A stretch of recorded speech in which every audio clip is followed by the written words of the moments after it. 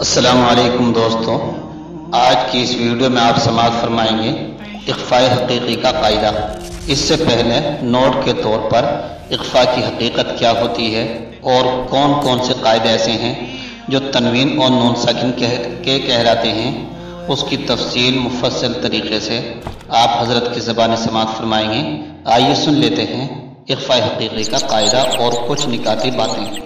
بسم اللہ الرحمن الرحیم۔ ساکن اور تنوین کے قواعد بیان کرتے ہیں۔ اس میں نون ساکن اور تنوین کا فرق بھی بیان کیا ہے اور اس کا طریقہ بھی بتایا ہے۔ یہ باتیں بڑوں کے لیے ہے، یہ فرق چھوٹے بچے نہیں سمجھ پائیں گے۔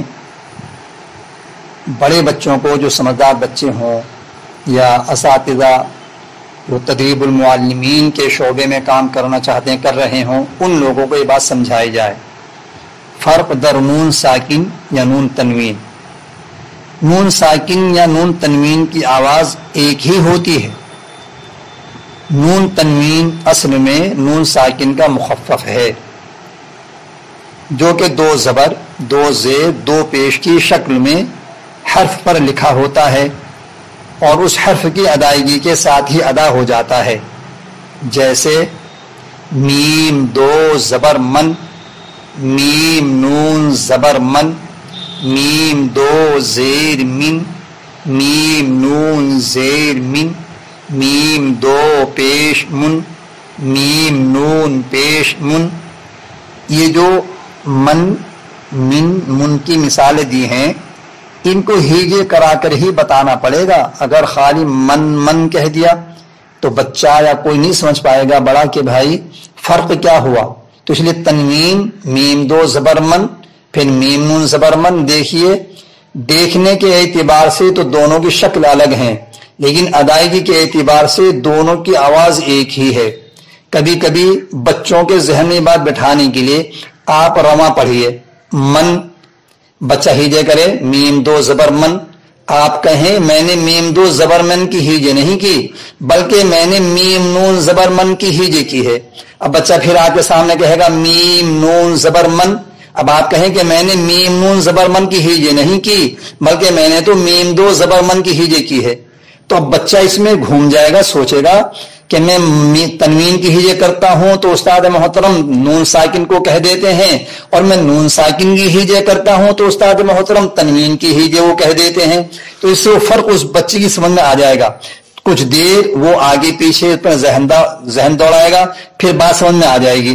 تو اس لیے من، من، من کی ہیجے تنوین اور نون ساکن کے ساتھ ہیجے ہونی چاہیے۔ مثال، اس کی مثالیں رواں نہیں دینی چاہیے۔ نوٹ: فن تجوید میں جو احکام نون ساکن کے ہیں وہی احکام نون تنوین کے بھی ہیں، اس لیے ان دونوں کو ہر قاعدے میں ایک ساتھ بیان کیا جاتا ہے۔ نوٹ: نون ساکن یا نون تنوین کی ادائیگی کے 5 قاعدے ہیں، جو کہ تمام قراء کرام نے سب جگہ 4 قاعدے لکھے ہیں، لیکن یہاں چونکہ اظہار مطلق کو بھی لے لیا اور وہ بھی نون ساکن ہی میں ادا ہوتا ہے۔ اصل تو 4 ہی قاعدے ہیں، لیکن 5واں قاعدہ اظہار مطلق کا، وہ بھی نون ساکن کا ہونے کی وجہ سے بچوں کی آسانی کے لیے یہاں اس کو لے لیا گیا ہے، تاکہ بچہ نون ساکن تنوین کے اس قاعدے میں فرق کر لے۔ نون ساکن یا نون تنوین کی ادائیگی کے 5 قاعدے ہیں۔ نمبر 1 اخفاء حقیقی، نمبر 2 اظہار حلقی، نمبر 3 ادغام باغنہ و بلا غنہ، نمبر 4 ابدال یا اقلاب، نمبر 5 اظہار مطلق۔ حقیقت اخفاء: اخفاء کے معنی چھپانا یا پوشیدہ کرنے کے ہیں۔ اخفاء حقیقی میں اخفاء کرتے وقت نون ساکن یا نون تنوین کی آواز کو خیشوم یعنی ناک کے باسے میں چھپایا جاتا ہے۔ قاعدہ نمبر 18: اخفاء کا یہ قاعدہ ہے کہ اخفاء کے 15 حروف ہیں: تا، سا، جیم، دال، ذال، زا، سین، شین، صاد، ضاد طا وا فا قاف کاف. ان حروف کو کچھ جلدی بھی ادا کرا سکتے ہیں. بعض بچے ایک ہی سانس میں سب پڑھ دیتے ہیں.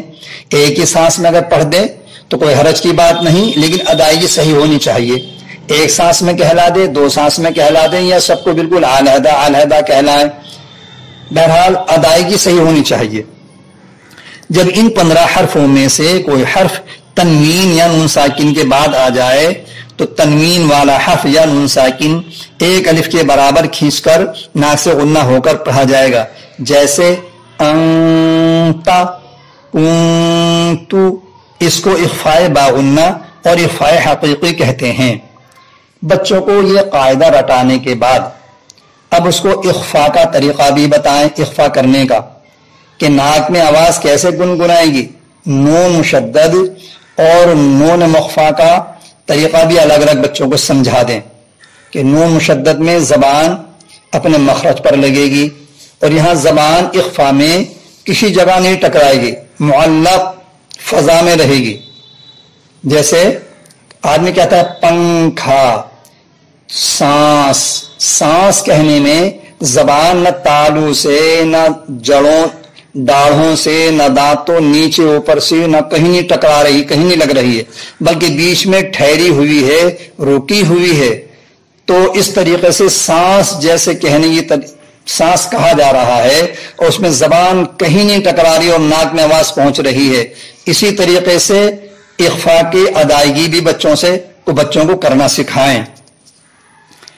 هذا القرآن يوحدنا لطريق الخير يوجهنا الله تعالى أنزله ورسول الله معلمنا